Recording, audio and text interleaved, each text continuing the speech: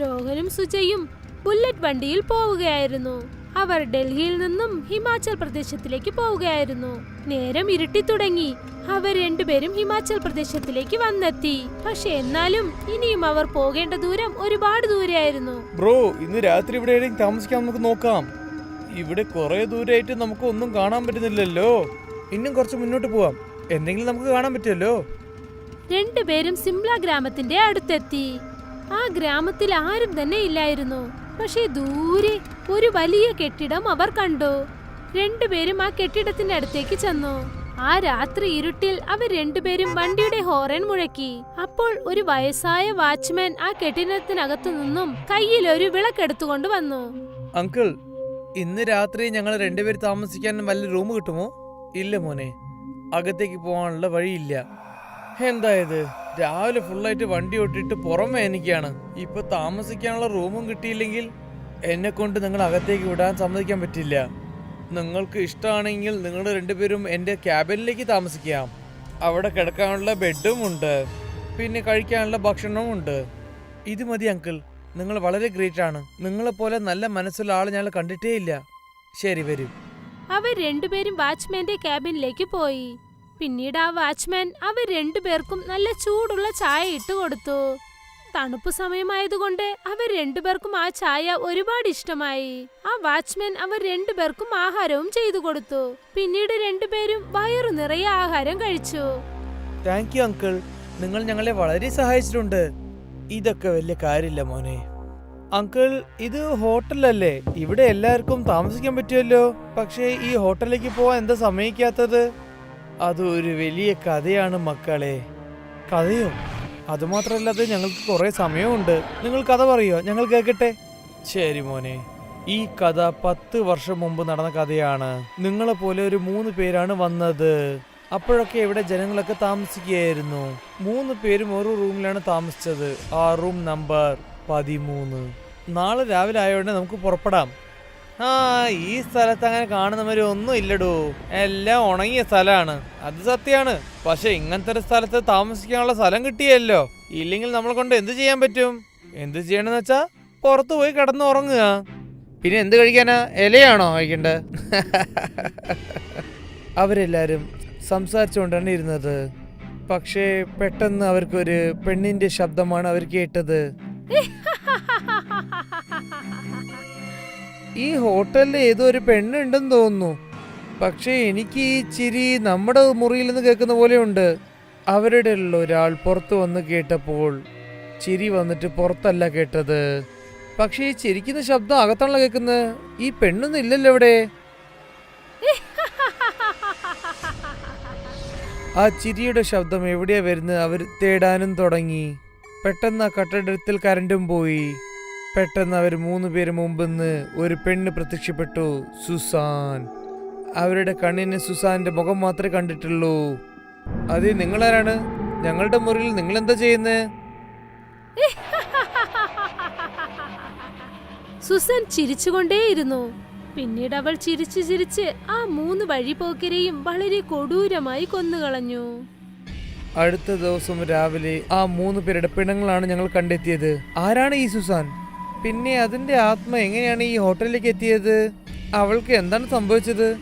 ഇത് നിങ്ങൾ അറിയണമെങ്കിൽ ആദ്യം സുസാന്റെ കഥ നിങ്ങൾ അറിഞ്ഞിരിക്കണം. 11 വർഷം മുമ്പ് നടന്ന കഥയാണ് ഇത്. എപ്പോഴും പോലെ ടൂറിസ്റ്റ് ഹിമാചൽ കാണാൻ വേണ്ടി ചുറ്റിക്കൊണ്ടിരിക്കും. കുറെ ടൂറിസ്റ്റും ഈ ഷിംലയിലും താമസിക്കാറുണ്ട്. അതേപോലെ തന്നെ ഈ ടൂറിസ്റ്റിലും സുസാനും ഇവിടെ താമസിക്കാൻ വേണ്ടി വന്നത്.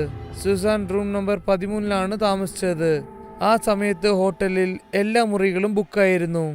സുസാൻ കാണാൻ തന്നെ വളരെ ഭംഗിയായിട്ടുണ്ടാവും. സ്വർണ്ണ നിറത്തിലുള്ള മുടി, പിന്നെ ചുവന്ന നിറത്തിലുള്ള മുഖം. എല്ലാവരുടെ നോട്ടവും സുസാന്റെ മേലെയായിരുന്നു.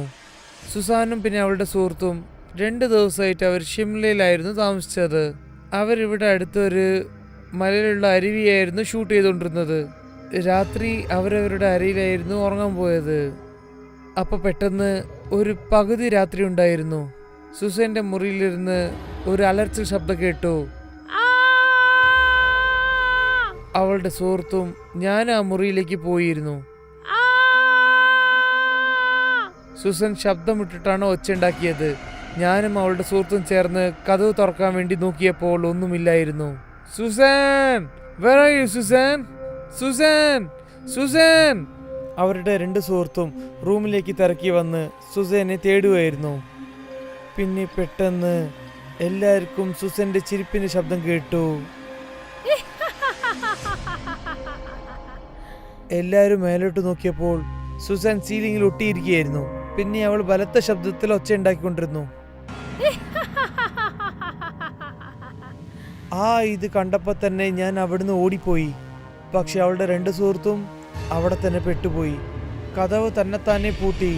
അതിനുശേഷം അവളുടെ 2 സുഹൃത്തും അവിടെ ഒച്ചയുണ്ടാക്കുന്ന ശബ്ദമാണ് കേട്ടത്. വല്ലാതെ അലർച്ച. Help us, help us, please help us. അവിടെയുള്ള കുട്ടികളെ രക്ഷിക്കാനുള്ള ധൈര്യം അവിടെ ആർക്കില്ലായിരുന്നു. ഞങ്ങളെല്ലാവരും ഞങ്ങളുടെ ജീവൻ രക്ഷിക്കാൻ വേണ്ടി അവിടെ ഓടുകയായിരുന്നു. അടുത്ത ദിവസം രാവിലെ സുസാനും പിന്നെ അവളുടെ സുഹൃത്തിന്റെ പിണമാണ് കിട്ടിയത്. 2 സുഹൃത്തിന്റെ ഉടലൊക്കെ തുണ്ടായിട്ടായിരുന്നു കിടന്നത്. പിന്നെ സുസൈന്റെ ശരീരം കാണുമ്പോൾ തല തുണ്ടായിട്ടുണ്ടായിരുന്നു. ആ മുറിയിൽ എന്താ സംഭവിച്ചത് അറിയില്ല.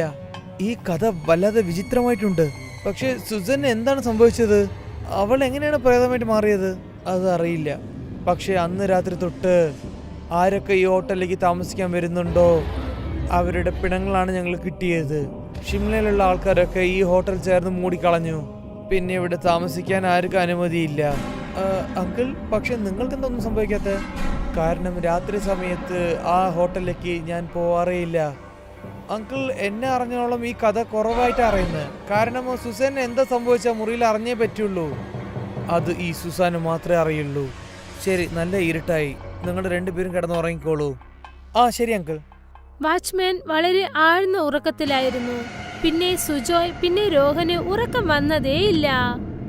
അവർ വെറും കാലോടെ ആ ഹോട്ടലിനകത്തേക്ക് കയറി. ആ ഹോട്ടൽ വളരെ ഇരുട്ടായിരുന്നു.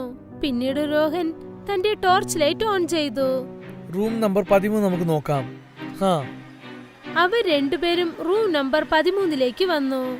അവർ 2 പേരും റൂമിനകത്തേക്ക് ചെന്നതും തന്നെ റൂമിന്റെ കതക് താനെ മൂടി. രോഹൻ തന്റെ ടോർച്ച് അടിച്ച് നോക്കാനായി ശ്രമിച്ചു. അപ്പോൾ പെട്ടെന്ന് അവന്റെ മുൻപിലായി ഒരു ലേഡി അവിടെ നിൽപ്പുണ്ടായിരുന്നു.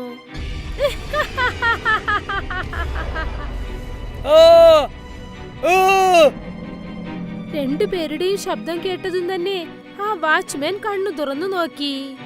എന്റെ ദൈവമേ, അവര് 2 പേരും ആ മുറിയിൽ പോകാൻ പാടില്ല ഞാൻ പറഞ്ഞതല്ലേ. ഈ കാലത്തുള്ള പിള്ളേരൊക്കെ നമ്മൾ പറയുന്നത് എവിടെ കേൾക്കാനാ? വാച്ച്മാൻ തലയിൽ കൈ വെച്ചുകൊണ്ടിരുന്നു. എന്തുകൊണ്ടെന്നാൽ അദ്ദേഹത്തിന് നന്നായിട്ടറിയാം സുജനും രോഹനും വേണ്ടി അദ്ദേഹത്തിന് ഒന്നും ചെയ്യാൻ പറ്റില്ല എന്ന്. ആ ഹോട്ടലിനകത്തേക്ക് പോകുന്നതും മരണത്തിനെ തേടി പോകുന്നതും രണ്ടും സമമാണെന്ന്. ഈ പ്രേതങ്ങളുടെ ഈ ഹോട്ടൽ ഇനി എത്ര പേരുടെ ജീവൻ വാങ്ങുമെന്ന് ആർക്കും അറിയില്ല.